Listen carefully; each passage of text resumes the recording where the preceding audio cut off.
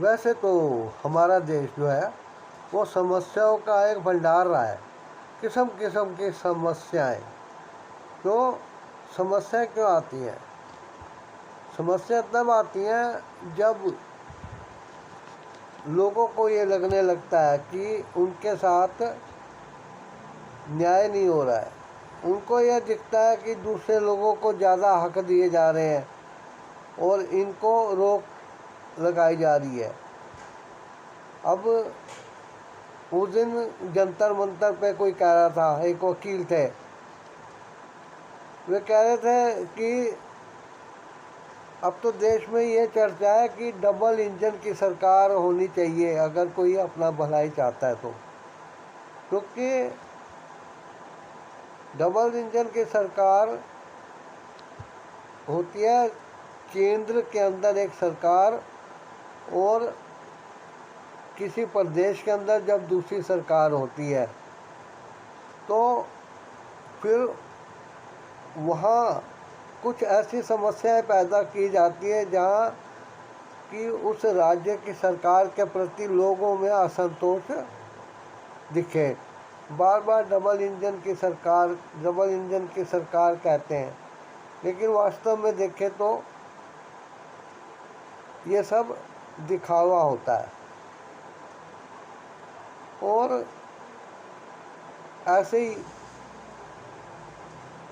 Double engine की सरकार ये है कि महिला आयोग है तो पुरुष आयोग नहीं है, तो ये भी डबल इंजन की सरकार नहीं है। डबल इंजन की सरकार तब होगी जब महिला आयोग के सामने पुरुष आयोग भी पुरुष की तरफ से अपनी दलीलें पेश कर पाएगा। अब कोर्ट में पुरुष अकेला पड़ जाता है, उसके साथ उसका वकील होगा या उसके कुछ जान पहचान के लोग होंगे। अब जान पहचान के लोगों में भी एकता नहीं होती है, कई मन में खार खाए रहते हैं, तो वो उसका सहयोग नहीं करते। क्यों? क्योंकि यदि वो उसका सहयोग करेंगे तो फिर जो एक धीमा धीमा जहर होता है, स्लो पॉइजन, उससे वो अपने विरोधी का अंत कैसे कर पाएंगे। स्लो पॉइजन देते हैं, बने तो रहते हैं अच्छों की भीड़ में, लेकिन एक अय्यार का, जिसे कि जासूस कहते हैं, स्पाई, उसका काम करते हैं, बिचौलिए का काम करते हैं, खबरी का काम करते हैं।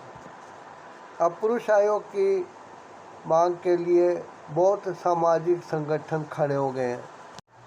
अंधेर नगरी चौपट राजा, ये कहानी तो आपने सुनी होगी कि चेले की गर्दन में अगर फांसी का फंदा नहीं पड़ रहा तो गुरु के फंदे में आ रहा है तो उसी को फांसी लगा दो।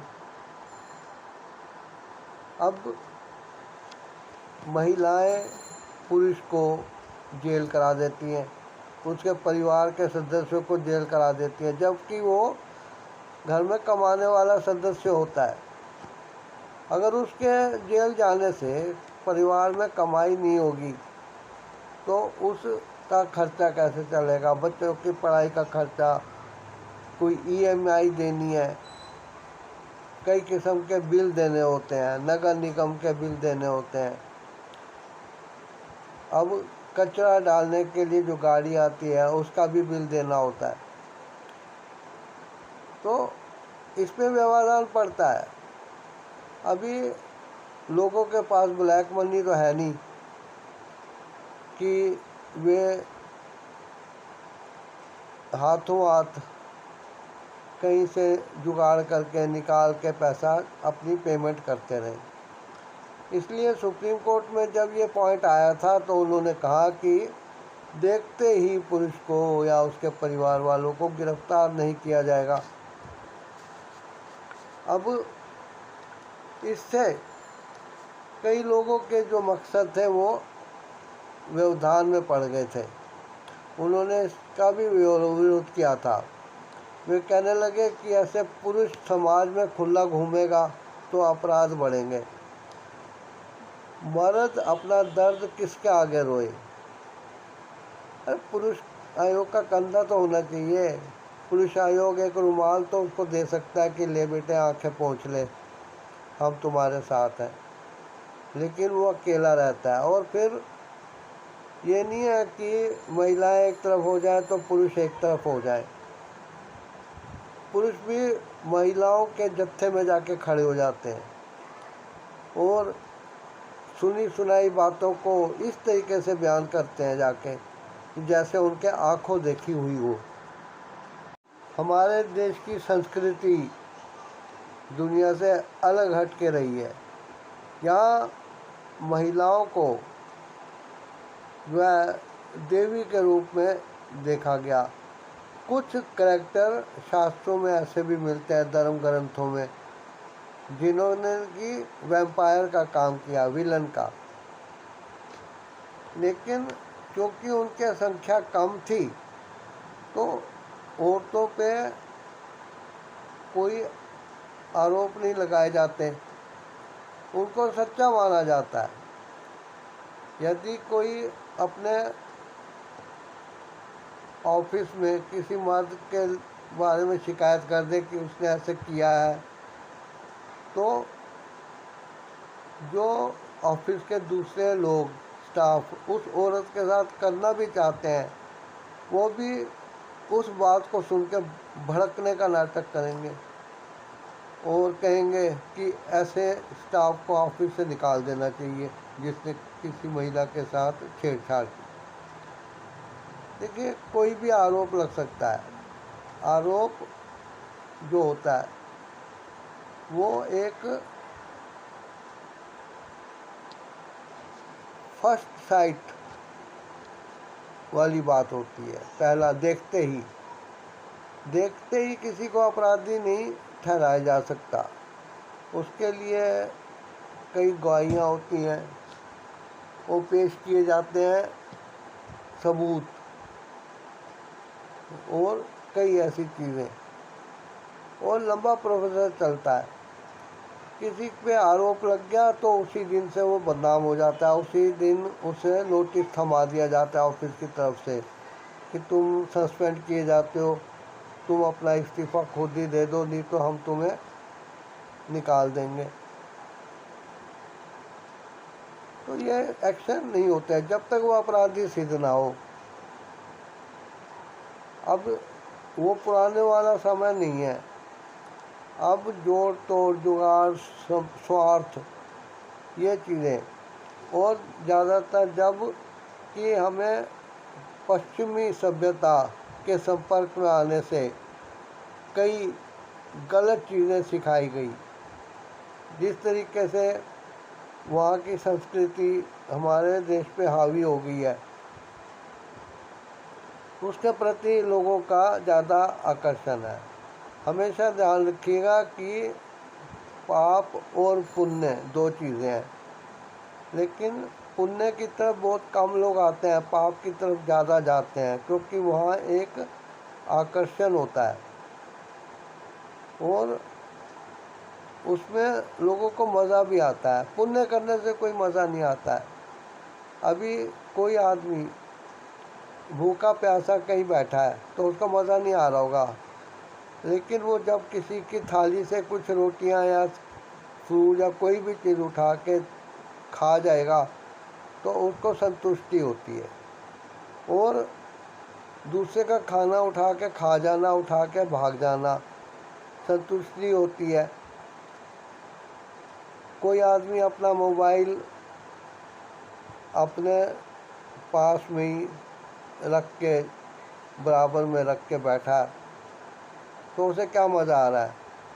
लेकिन जब कोई आएगा और उस मोबाइल को उठा के भाग जाएगा तो उस आदमी को बहुत संतुष्टि होगी, वो अपने आप को 30 मार खान समझेगा। इसलिए हमेशा इस चीज़ का ध्यान रखना चाहिए कि पहले आप गलत और सही के बीच में अंतर देखो, तब जो आरोपी है उसको अपराधी सिद्ध करो। पुरुष आयोग होने से कम से कम यह तो होगा, क्योंकि पुरुष आयोग में जो मेंबर होंगे और एक प्रेसिडेंट होगा। प्रेसिडेंट महिला भी हो सकती है, पुरुष भी हो सकते हैं। या मेंबर में अगर 5 सदस्य हैं तो 3 पुरुष तो 2 कम से कम महिलाएं होंगी, जिनकी वहाँ उपस्थिति बहुत ज़रूरी है, क्योंकि ये एक तरफा नहीं माना जाएगा। जिस तरीके से महिला आयोग का गठन किया गया है, उसी के आधार पर पुरुष आयोग का गठन होना चाहिए, ताकि बराबरी की चोट लग सके। भारत का समाज शुरू से ही पुरुष प्रधान समाज रहा है, जहाँ पुरुष को स्त्रियों के ऊपर रखा गया। उसे स्त्रियों का गार्जियन या अभिभावक कहा गया। कुछ लोगों ने तो अपनी कहानियों में ये तक लिखा कि वो एक पुरुष को ही अपनी पत्नी को अपनी संपत्ति मानता था। और वो ये शब्द संपत्ति इसलिए लिखा गया क्योंकि वो एक जमींदार की कहानी है। तो जमींदार की कहानी थी, जमींदार के पास ज़मीन होती है और वो उस संपत्ति का मालिक होता है। उसके साथ वो जैसा चाहता करता है, उसमें खेती करे या ना करे, उससे कोई दुकान खोले, उसमें कोई जुए का अड्डा बना दे, कुछ कर दे।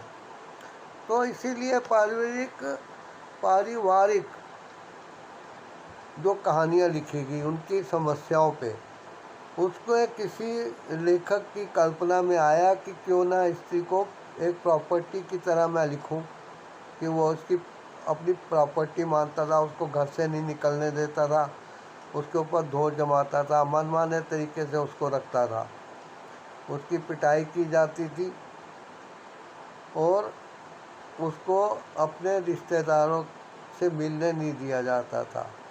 तो एक कहानी काल्पनिक बड़ी, लेकिन उसके बाद इस लोगों को बहुत पसंद आ गया। उन्होंने यही आरोप लगाने शुरू कर दिए। कोर्ट में भी ये प्रॉपर्टी मैटर बहुत होता है। पुरुष को प्रॉपर्टी डीलर कहा जाता है। यही कारण था कि समाज में एक ऐसे संगठन की डिमांड उठी, ऐसे कानूनों की उठी जो कि घरेलू हिंसा से महिला को बचाए। लेकिन आजकल यदि ध्यान से देखा जाए तो आज घरेलू हिंसा सिर्फ पुरुषों द्वारा ही नहीं की जा सकती। आजकल इसका उपयोग महिलाएं भी खुलेआम कर रही हैं। लेकिन यह है कि घरेलू हिंसा करने के बाद भी उनको देवी की नज़रों से देखा जाता है। कोई कल्पना नहीं करता। पुरुष को यदि कह दें कि इसने अपनी पत्नी के साथ घरेलू हिंसा की, तो उसी टाइम जज हो या कोई भी, वो इसको तैयार हो जाए कि इसको जेल में डाल दिया जाए, इस पर फाइन किया जाए, मेंटेनेंस दिया जाए, तलाक हुआ। लेकिन यदि यही आरोप महिला पर लगे तो उस महिला को निरीह समझा जाता है कि बेचारी पे दोषारोपण जो है वो गलत तरीके से किया जा रहा है। वो तो देवी होती हैं, महिलाएं तो देवी होती हैं, वो कैसे कर सकती हैं घरेलू हिंसा। तब जाके वो इस चीज़ को सिद्ध करने के लिए लग पड़ते हैं। पुरुष पर लगे आरोप को सिद्ध करने की जरूरत ही नहीं है। पुरुष ने किया तो अपने आप ही सिद्ध है कि घरेलू हिंसा की होगी। लेकिन यदि महिला पे आरोप लगे कि उसने अपने पति के साथ, अपने ससुरालों वालों के साथ घरेलू हिंसा की, डोमेस्टिक वायलेंस की, तो उसको बड़े अजीब तरीके से देखा जाता है कि बेचारी पे झूठा आरोप लगाया जा रहा है। समाज को चलाने के लिए हर सरकार ने सिस्टम बनाया हुआ है। दुनिया का कोई देश नहीं है जो कि बिना सिस्टम के चल रहा हो। यहाँ तक कि वो देश जहाँ पे तानाशाही शासन है, वहाँ भी एक तानाशाह ने अपना सिस्टम बनाया हुआ है। अब हमारे देश में सिस्टम है लेकिन वो सिस्टम जो है उसके आँख पे पट्टी बांधी है। उसकी पट्टी तब बांधी गई थी जबकि महिलाएं वास्तव में एक देवी का रूप होती थी। उस टाइम कहते हैं ना कि उसको अभी भी हरियाली दिखाई देती है जबकि उसके आँखों के इलाज हो नहीं पा रहा है। तो वही बात इधर है कि सिस्टम के आँखों पर काली पट्टी तब बांधी गई थी जब महिलाएं वास्तव में देवी का रूप होती थी, लेकिन वो पट्टी बीच में खोल के समाज को दोबारा देखा नहीं गया। अब समाज की स्थितियां अलग हो गई हैं, महिलाओं के तौर तरीके बदल गए हैं, वो पढ़ी लिखी हो गई हैं, स्वच्छंद रहनी चाहती हैं। उनको कपड़े पूरे पहनने के लिए कहा जाए तो उनके साथ हिंसा हो जाती है, उनकी आज़ादी को छीना जाता है, ऐसा कहा जाता है।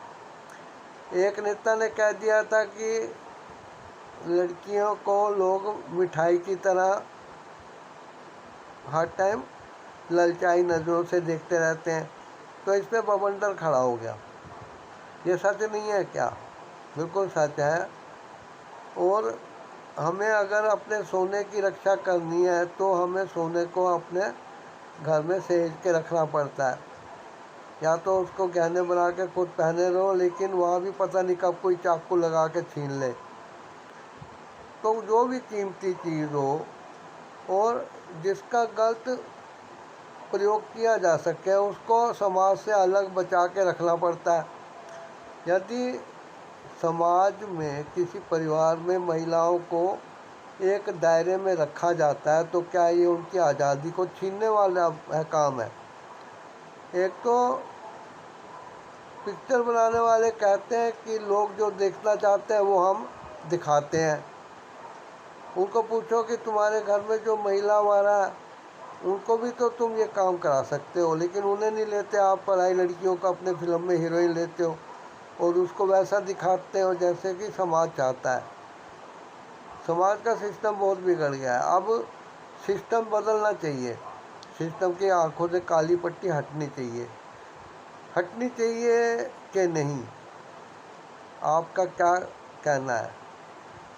इसके बारे में आप ज़रूर कमेंट द्वारा मुझे बताइएगा। मिलेंगे फिर आगे इसी समस्या को लेकर।